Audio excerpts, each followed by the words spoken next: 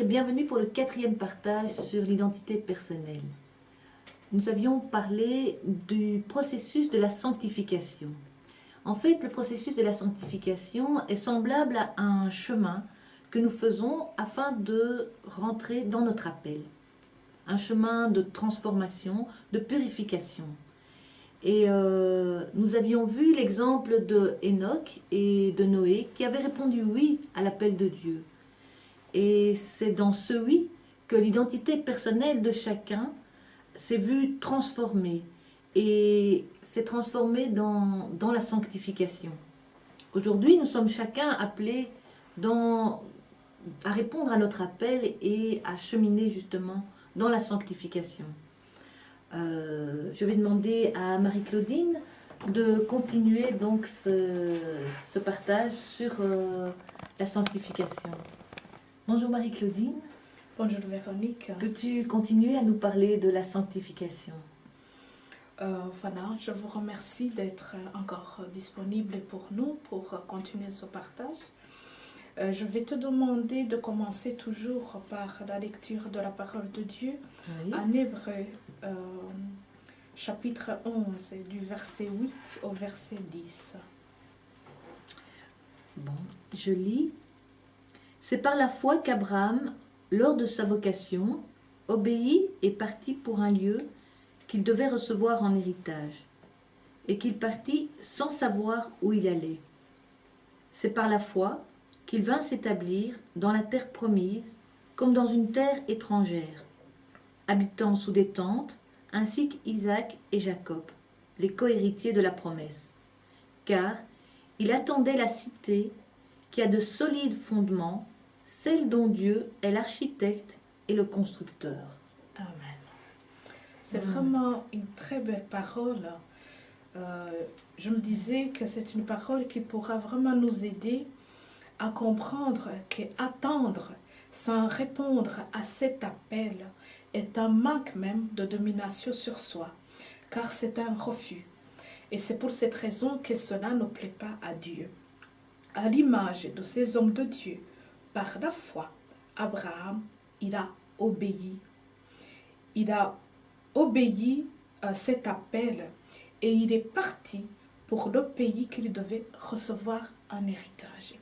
Le mot pays peut être changé sans que la parole de Dieu soit changée, mais c'est dans l'explication que je donne par notre fonction. Si nous sommes appelés par Dieu, nous partons. Nous répondons à notre appel par la foi. Nous allons vers une terre inconnue, mais qui nous est promise. Et nous allons répondre cet appel qui est l'œuvre d'un grand architecte et un grand constructeur. Amen. C'est pour cette raison qu'il est très important de prendre le temps de bien écouter et puis alors de partir vers son appel. Sa vocation aussi. Hein. C'est ça, la vocation. Oui. Merci d'ajouter ce mot qui l'explique mieux encore. Donc cet appel, c'est l'entrée dans sa vocation, mais toujours avec cet esprit de sainteté, de ressembler à Dieu, de partir avec la nature de Dieu.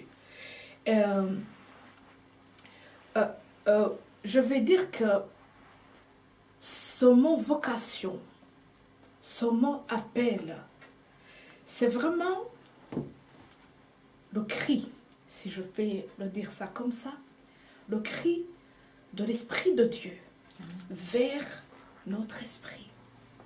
Il crie vers nous, il nous appelle parce qu'il cherche notre bonheur. On en a parlé depuis le début. Parce que la connaissance de notre identité, il est souvent caché dans la recherche de son bonheur.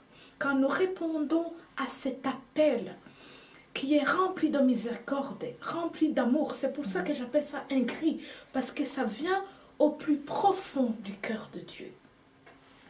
Il est l'architecte, il est le parfait constructeur de cette vocation.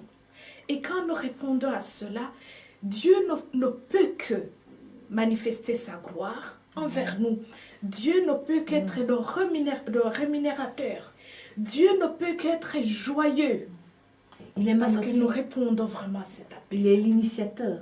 Il est l'initiateur. Ça, c'est... C'est vraiment excellent. Non seulement c'est excellent, mais en plus c'est rassurant. Parce que Dieu est parfait.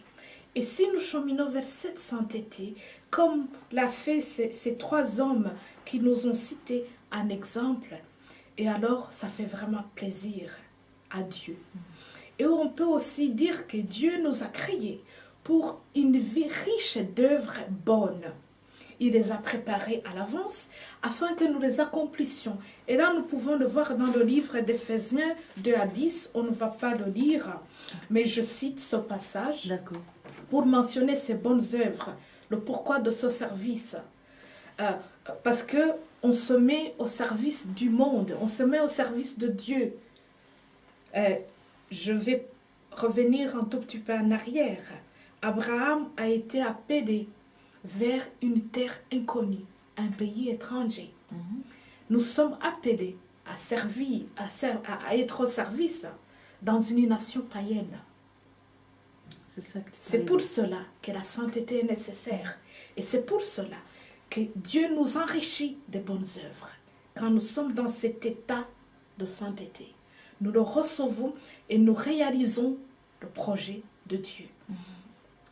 Parce qu'en fait, nous servons les autres, quelle que soit la manière dont nous allons le faire, à travers nos témoignages et à travers ce que nous avons toujours souhaité faire à travers des projets.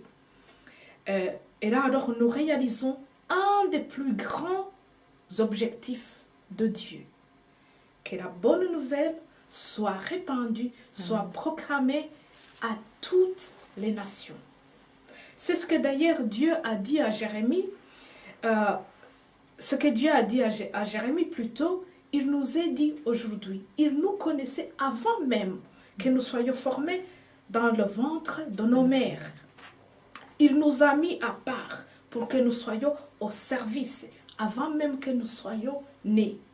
Pour la plupart des gens, être mis à part évoque le travail des pasteurs, le travail des prêtres, le travail du clergé professionnel, le travail des moines, des religieuses. On peut aussi l'être, mais pas nécessairement, parce que dans la famille de Dieu, dans le royaume de Dieu, chaque membre est appelé à être au service. Et d'ailleurs, nous remarquons que le mot serviteur et ministre, comme le mot service et ministère, sont synonymes dans la Bible. Ils signifient la même chose. Et si vous savez alors qui vous êtes, si vous avez des témoignages à partager, des œuvres à réaliser, vous êtes des ministres au chômage si vous ne l'accomplissez pas. Et seul le renouvellement de l'intelligence par un renforcement de votre foi par la parole de Dieu pourra vous aider à y remédier et vous mettre au travail. Voilà pourquoi précédemment, j'ai dit que le plus grand objectif de Dieu, c'est d'éradiquer le chômage. Et là, c'est Voilà. une grande Voilà la préoccupation. suite. C'est ça, la suite. Et je ne sais pas si vous vous êtes déjà demandé pourquoi Dieu ne nous appelle pas au ciel à l'instant même où nous acceptons son salut par sa miséricorde. Pourquoi il nous laisse dans un monde qui est déchu? Oui.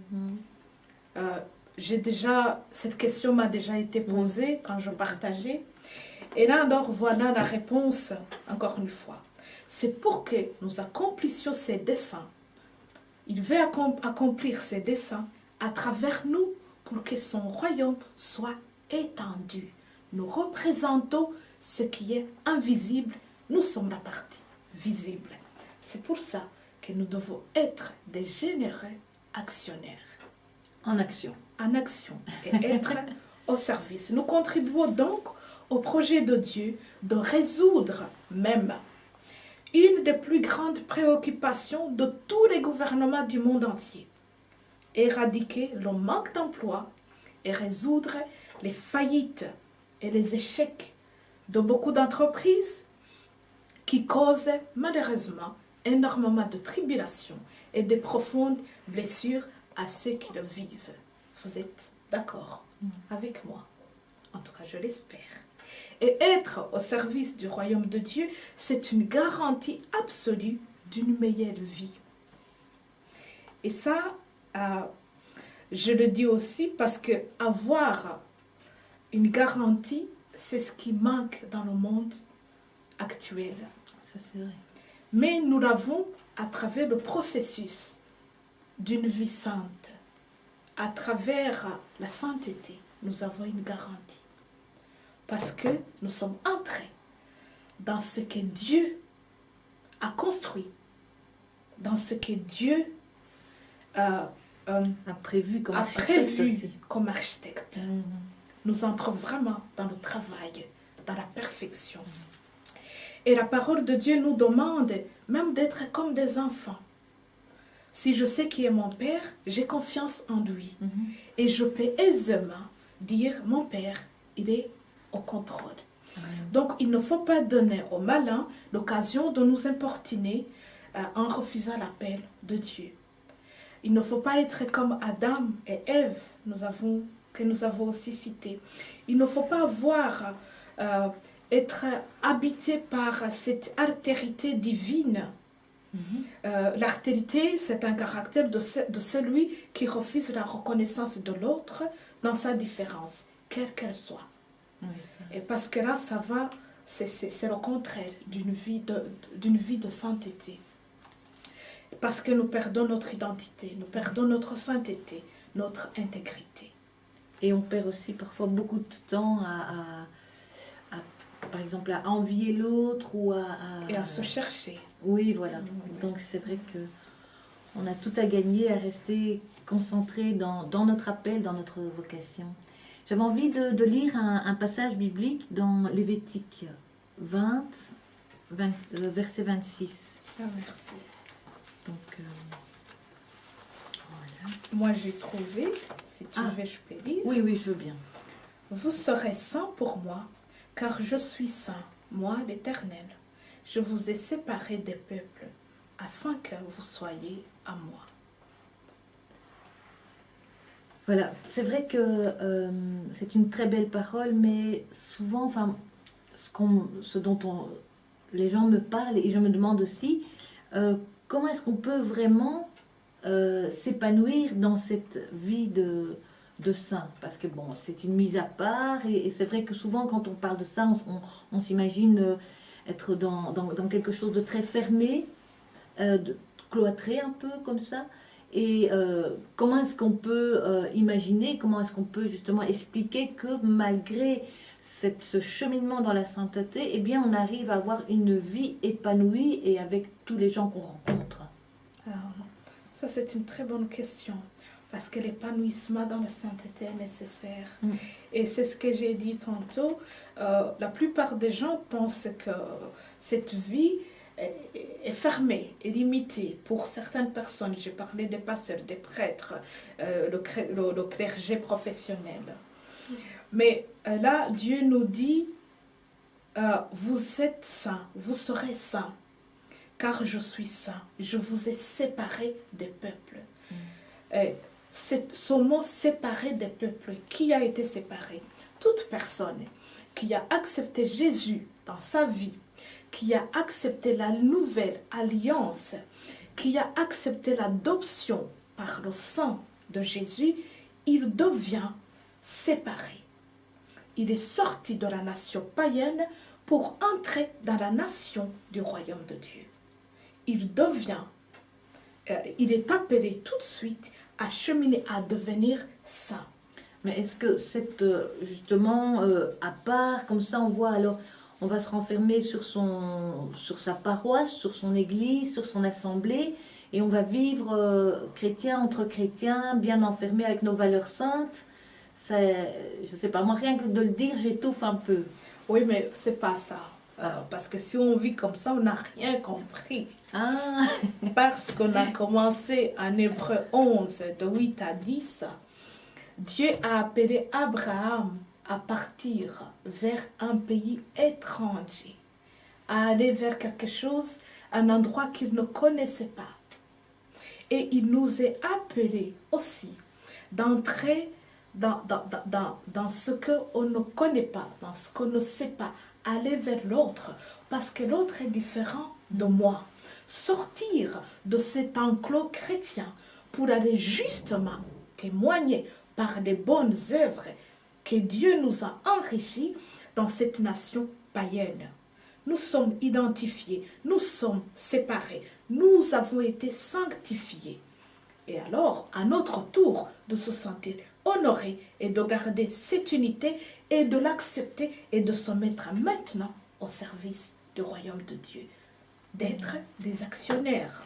Parce que moi, ce que j'aime bien de dire aussi, c'est pouvoir aller vers le prochain que Dieu met sur notre route. Être ouvert à la rencontre de l'autre, et tout en sachant aussi qu'on est mis à part et qu'on a des valeurs bien particulières et qu'on doit préserver pour justement permettre à l'autre de découvrir peut-être les valeurs que nous avons et peut-être aussi découvrir le trésor que le prochain a en lui. Oh, ça c'est magnifique parce que nous voyons bien que la sainteté dans la découverte de notre identité, elle permet des relations qui mènent à la vie, qui mènent à Dieu et qui mènent aux autres. Oui, c'est vraiment exactement ce que tu dis. Et reconnaître et vivre cette différence, c'est admettre que je ne suis pas complet, que l'autre a quelque chose que moi je n'ai pas, et que Dieu est notre Père. Nous partageons, nous gardons cette union vraiment à travers le Créateur. La sainteté aussi est plus qu'une question de moralité. Nous partageons la vie du Christ à travers les autres par le Saint-Esprit.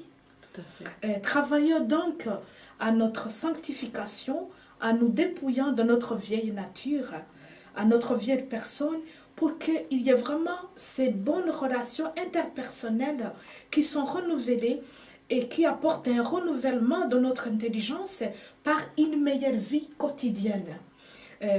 Devenons associés, contributeurs, bâtisseurs, œuvrant avec l'Éternel et heureux et désireux aussi de partager sans avoir un sentiment de blesser, d'offenser volontairement ou de posséder ou d'avoir une emprise sur l'autre.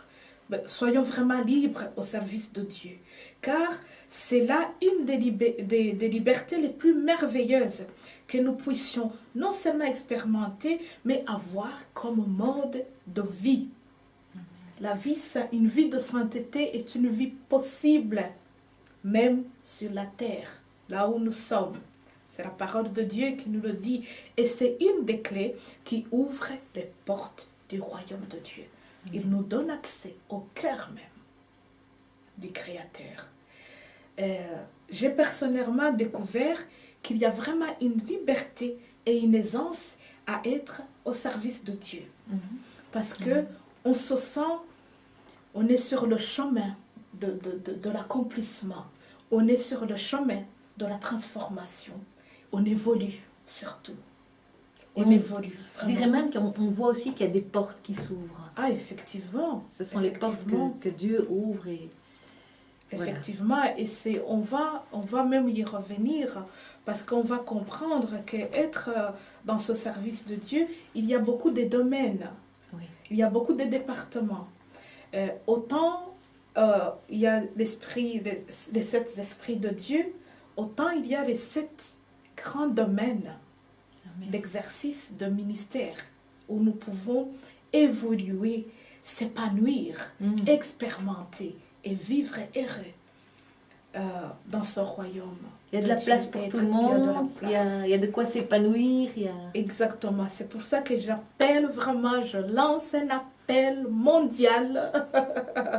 Soyons au service de Dieu. Amen. Venons, ne restons pas des chômeurs qui ont du travail. Il n'y a pas de raison. Pour la gloire de Dieu. Eh bien, merci beaucoup, Marie-Claudine. Et vraiment, merci à vous tous aussi de participer à ce chemin, parce que c'est un chemin que nous faisons ensemble. Et que Dieu vous bénisse, que Dieu vous garde, et que la sanctification vienne et nous transforme tous. Soyez bénis. Au revoir. Au revoir.